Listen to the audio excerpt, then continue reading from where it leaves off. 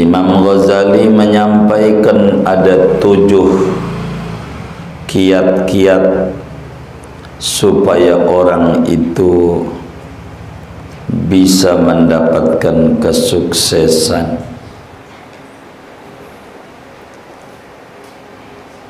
Yang pertama, dia harus berpengetahuan. Dia harus mengerti, bahasa gampangnya punya ilmu. Punya ilmu. Kalau enggak punya ilmu, ibadah kita bagaimana? Adapun bisa baca kitab enggak penting bagi setiap orang, tapi punya ilmu penting. Karena untuk bisa dapetin ilmu, medianya banyak. Ilmu apa? Ilmu tentang diri sendiri, dari mana dia berasal. Ilmu tentang bermuamalah kepada sesama, khususnya bermuamalah kepada Allah. Dia paham bahwa dirinya berlumuran dosa, kurang banyak bersyukur dan setetek bengek, kesalahannya banyak. Maka dia ada tahapan kedua. Dia kudu gemar bertaubat, sebab Allah suci, tidak diterima kecuali yang suci. Maka dia berupaya bertaubat, baik daripada dosa yang nampak maupun yang tak nampak, yang kecil maupun yang besar, dosa kepada Allah dan dosa kepada hamba Allah. Bila kemudian dia sudah berpengetahuan, sudahlah dia itu bertaubat kepada Allah Subhanahu wa ta'ala, maka kemudian dia harus lolos daripada rintangan kehidupan. Jangan dipikir udah tobat enak, dunia banyak cobaan. Jangan dipikir udah ngaji tenang, enggak juga, banyak cobaan. Ngaji mulu bang, ngaji PPKM bang, mana ke Kebayoran lagi dari Kelapa Dua, begitu. Gitu. Ada aja rintangan, ada bini, ada teman yang merusak kita untuk kebersihan hati. Macam-macam rintangan tuh. Lolos ngadepin rintangan-rintangan. Masih aja ada bagaimana kita menghadapi gelombang. Namanya dunia kayak lautan. Supaya berhenti gelombang nggak bisa, yang kita bisa kendaliin perahu. Ya perahu aja yang kita urusin. Dunia banyak rintangan, banyak kendala. Ini namanya tahapan. Lolos itu dia harus memiliki motivasi sukses dengan membaca kiat-kiat untung dan kiat dan penyebab-penyebab kerugian. Namanya khauf dan roja. Dia harus punya motivasi sukses. Enggak boleh kita terpuruk dalam hidup. Mau diombang-ambing kayak apa ya, biarin. Hidup itu memang kayak begitu. Kita tak bisa menghentikan gelombang, Yang kita bisa adalah jaga kita punya perahu biar nyampe ke dermaga kesuksesan, ridho Allah Subhanahu wa ta'ala dan surganya Allah Subhanahu wa ta'ala. Beres itu maka ada namanya itu keberapa ya? 6 ya. Namanya perangai, pengendalian perahu. Kita harus bisa menguasai diri kita.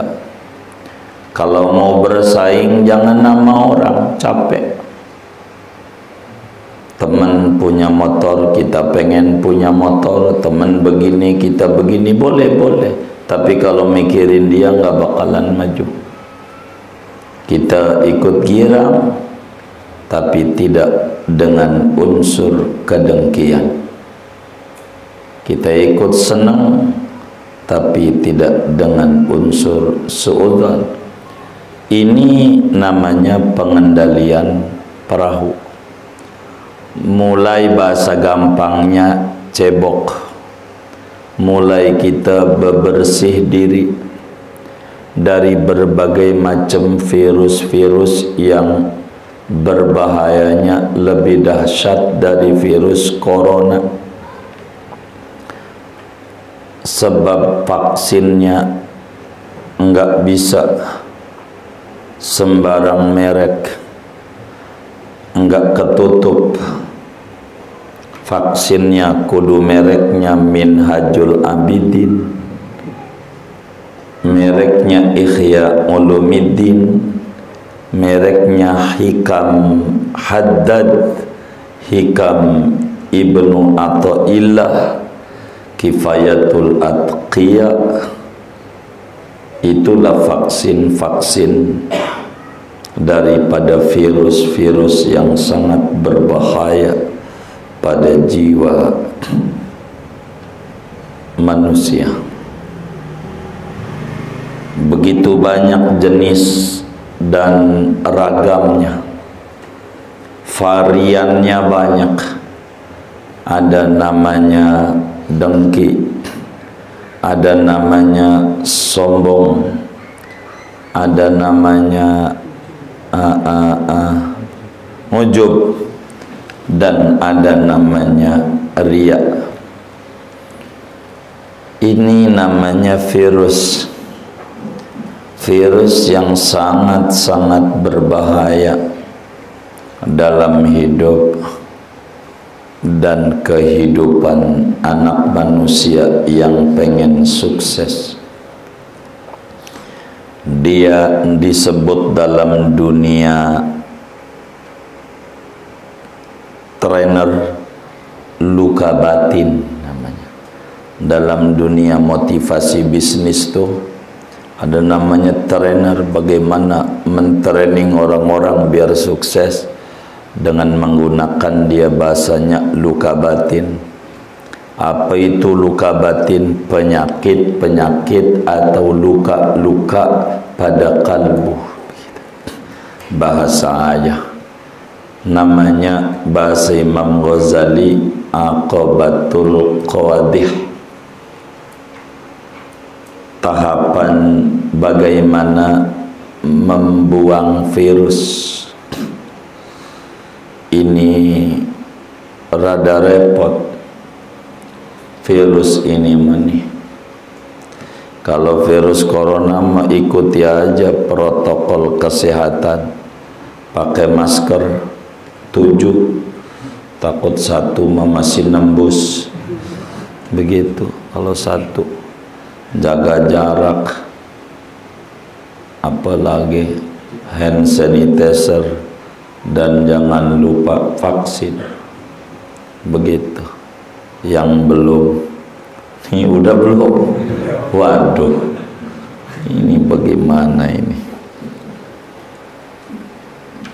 Karena masker terbukti 80% mencegah virus dan vaksin 70% menghindari kematian. vaksin dan virus dua sejoli, kata pembawa berita.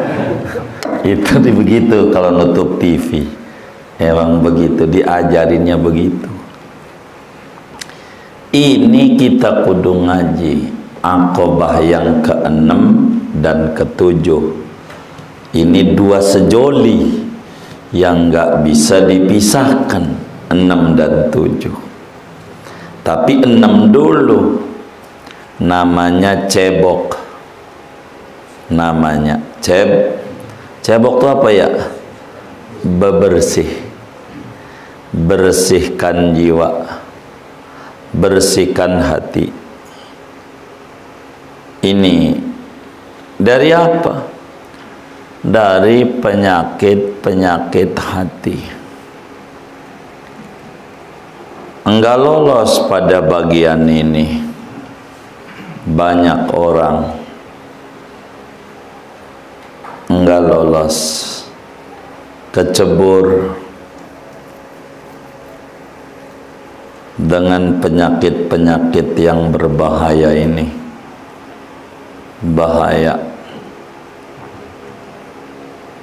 Satu di antaranya riya, pamer. Ibadah pengen dinilai orang, kerinduan hati pengen dinilai orang, bukan pengen dinilai Allah. Begitu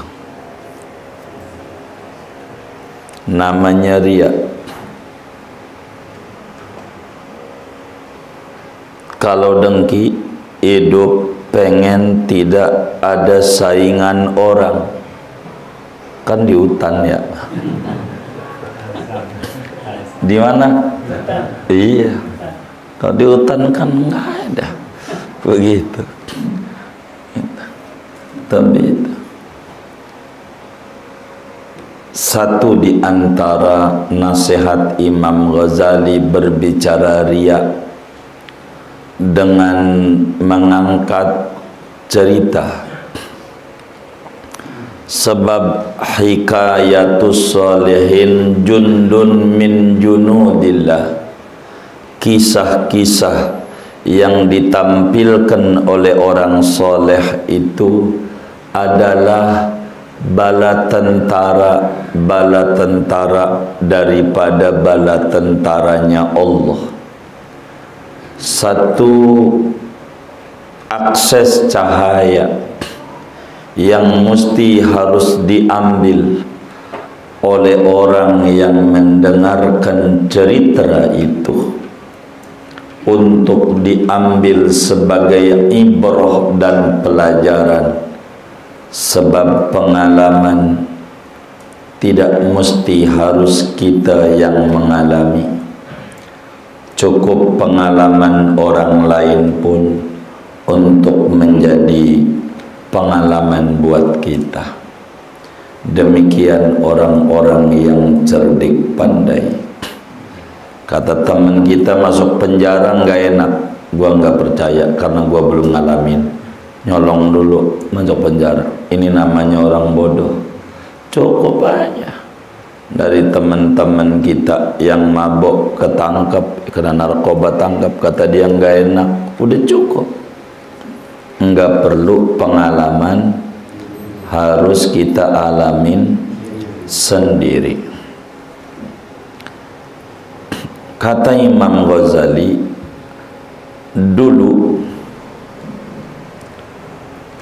ada seorang muslim yang saleh. Tiap malam kerjaannya baca Quran. Emang dia grup sesuratan, kan ada yang seainan. Ini mah satu suratan. Tiap malam satu surat. Tiap malam satu surat baca Quran. Jadilah 3 bulan tamat kan 114 surat ya kan. Jadi kalau sesurat kan tamat 3 bulan kan lebih dikit dah, hampir 4 bulan. Dulu ada orang soleh tiap malam banyaknya tadarus Al-Quran tiap malam, tiap malam. Rumahnya kayak musola Al-Akhyar, samping rumahnya jalanan, cuman ini megang. Kalau dia mau jalan raya gede, ini gang. Kalau jalan kan gedean. Kalau Jakarta biar kata muat mobil satu namanya jalan. Kalau muatnya motor namanya gang. Kalau muatnya orang doang gang senggol. Bener nggak? Iya namanya. Bukan gang senggol, orang doang tuh. Motor nggak bisa kalau disebut senggol. Ini orang rumahnya pinggir jalan. Jadi kamarnya tuh pinggir jalan. Kamarnya dia, kalau ini rumah, di sini kamarnya, bukan sebelah sono, sebelah mari. Jadi orang lewat banyak jalanan begitu. Rumahnya begitu bentuknya. Kata beliau, ini orang soleh nih cerita. Saya pernah satu hari mengamalkan wiridan saya malam tuh. Waktu jam 3-an, waktu dini hari, waktu sahur jam 3. Di kamar ngederes Quran jam 3. Orang rame orang pasar bayaran tuh kalau udah jam 3 rame enggak? Rame begitu. Beda sama orang yang jauh dari pasar begitu. Jadi satu malam sampailah pada tadarus membaca surat Toha, surat yang sangat luar biasa. Kenapa luar biasa? Di surga, sesurga tuh yang paling dibolak-balik di surga yang dibaca cuman 2 surat, Yasin nama Toha. Sebab Yasin nama Nabi Muhammad, Toha nama Nabi Muhammad. Ini aja kata Nabi, la yaqra'u ahlul jannah illa surat Toha wa Yasin. Penduduk surga itu kalau pengen baca Quran yang dibaca surat Toha, surat Yasin. Jadi ahli surga tuh demen baca Yasin, demen. Maka kita kan demen tahlilan baca Yasin, selamatan rumah juga baca Yasin, begitu. Pokoknya Yasin aja. Sampai ada orang kepanasan dengan dibacain Yasin, nih bid'ah nih Yasin gitu ya. Kepanasan dengan Yasin. Ada ide mau diganti Al-Baqarah, takut bubar jamaah tahlilannya. Kalau iya panjang kalau Al-Baqarah. Dalam hadis yang lain Rasulullah sallallahu alaihi wasallam menyatakan, man qara'a Toha u'tiya yaumal qiyamah sawabal muhajirin wal ansar. Siapa orang yang gemar membaca surat Toha, maka dia bakal diberikan ganjaran seperti ganjarannya para sahabat Nabi, kaum Muhajirin dan kaum Ansor. Surat Toha, betapa Sayyidina Umar masuk Islam gara-gara baca surat Toha.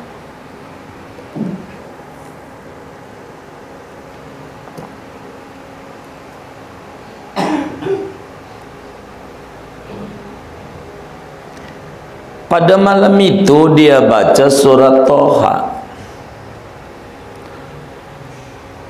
Toha ma anzalna alaikal qur'ana litasqa, ma anzalna al-qur'ana alaika litasqa bitia illa tadhkiratan liman yakhsha. Baca surat Toha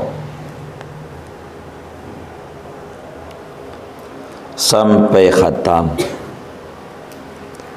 Pas udah selesai membaca surat Toha, ngantuk, enggak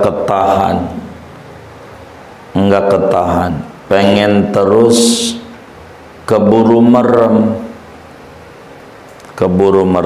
Dan memang kalau berbicara merem kayak kita, kalau udah baca Quran kan nguap kita.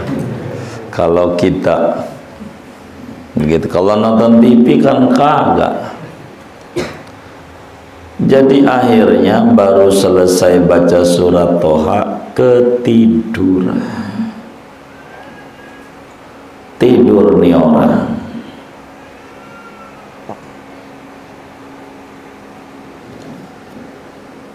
Ketiduran.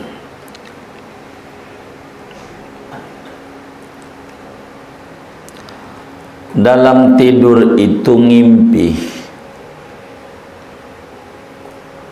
ngimpinya orang soleh tuh juz'un min sab'ina juz'an minan nubuwah, 1/70 unsur kenabian. Jadi orang tuh kalau untuk menuju diangkat jadi nabi, tahapannya 70.000 cahaya.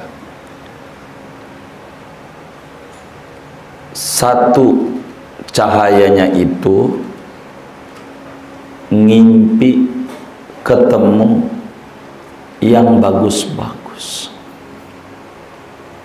Ngimpinya wali, ulama, malaikat, ngimpinya macam-macam. Lihat surga, lihat neraka, pokoknya ngimpi yang cakep-cakep. Itu tahapan awal untuk orang jadi orang soleh. Baru kena pangkat soleh kalau ngimpinya kayak begitu. Kalau kita mau udah kebacalah tiap malam gondoruo, enggak jelas. Kita ini golongan orang salah, bukan soleh, salah. Maka nih orang dalam tidurnya ngimpi ketemu malaikat. Tuh orang soleh mau begitu. Ngimpinya ketemu malaikat turun dari langit. Malaikat tuh membawa sertifikat, tapi bukan sertifikat vaksin, bukan. Bawa selembaran gede sertifikat tuh, digulung, diikat, gede. Malaikat turun dari langit, bentuknya orang. Jadi dalam mimpinya itu malaikatnya orang laki-laki turun dari langit dengan muka ganteng, lalu bawa sertifikat. selembar. Nyamperin saya, kata dia, kata orang soleh nih malaikat. Akhirnya kemudian lembaran itu saya tanya, apa yang kau gulung-gulung di tanganmu? Dibuka, nih. Kata ini orang, saya kaget. Kok isinya surat Toha yang saya baca? Semuanya isinya surat Toha. Namun ada yang lebih saya kaget lagi. Ada yang hilang satu ayat, kagak ada. Kok nggak ada ini? Saya lihat itu Toha, ini ganjaran yang kamu baca sekian, ma'anzalna laikal Quran litasqa, ini ganjarannya, kasih.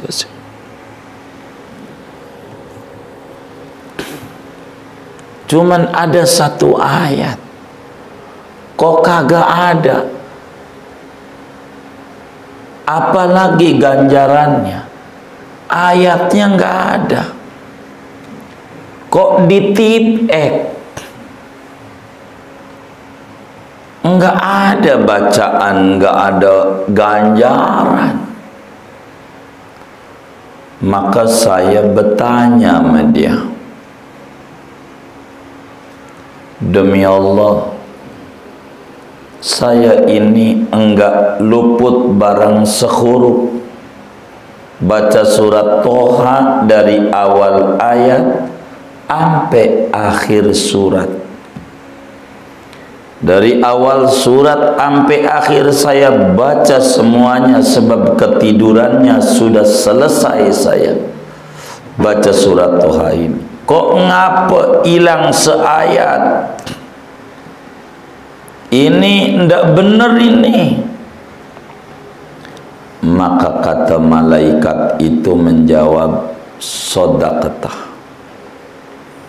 Kata malaikat itu menjawab, ente benar. Ente benar. Ente baca dari awal surat sampai akhir surat. Enggak salah. Saya pun tadinya udah saya tulis ganjarannya. Udah saya tulis ganjaran itu.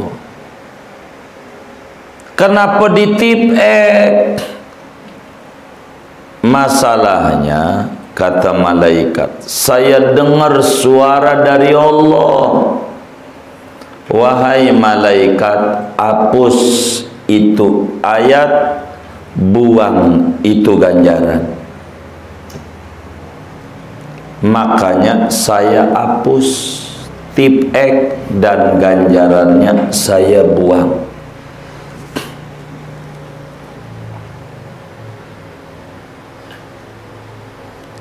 Kata ini orang, saya nangis.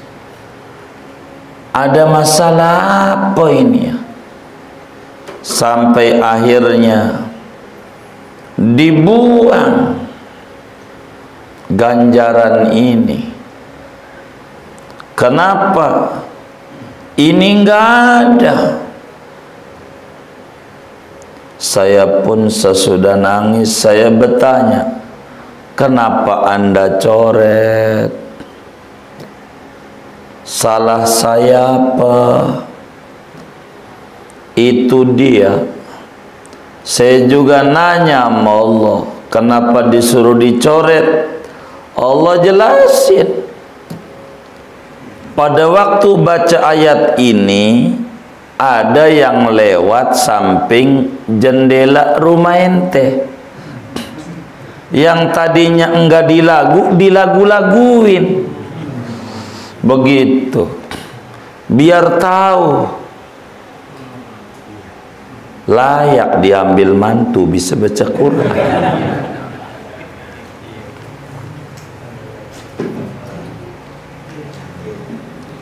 Akhirnya kata Allah, dia baca Quran bukan karena saya, karena orang yang lewat. Hapus malaikat, maka saya hapus, maka ganjarannya nggak ada. Seayat, untung seayat, mana kita dari awal sampai akhir lagi. Jadi bagaimana tuh ganjarannya? Hilang pada ngaku-ngaku, hilang ganjarannya gara-gara ria. Seayat doang, nggak ada kata jamak, hapus. Bagaimana kalau se-Quran?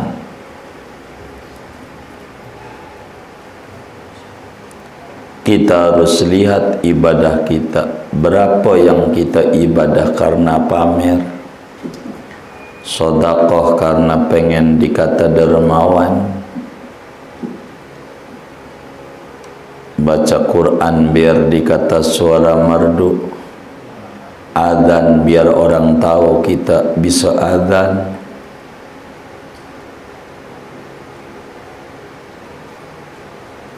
ngaji biar bini tahu kita ogah ngurus anak, bukan karena pengen pintar, bukan begitu, bukan karena Allah, bukan. Hadir maulid karena kebuli, enggak kebagian kebuli, kurang ajar ini penitia. Amat tamu Rasulullah kagak hormat, begitu kata dia. Begitu tamu Rasulullah, kata dia tamu Rasulullah kayak begini, kata. Begitu. Fahadihi ini hikayat sangat agung, sangat penting untuk menjadi bahan renungan. Kayaknya layak buat khutbah Jumat besok. Segini aja dah. Jangan banyak-banyak kalau begitu. Wallahu a'lam bishawab. Mau ditanya boleh ya?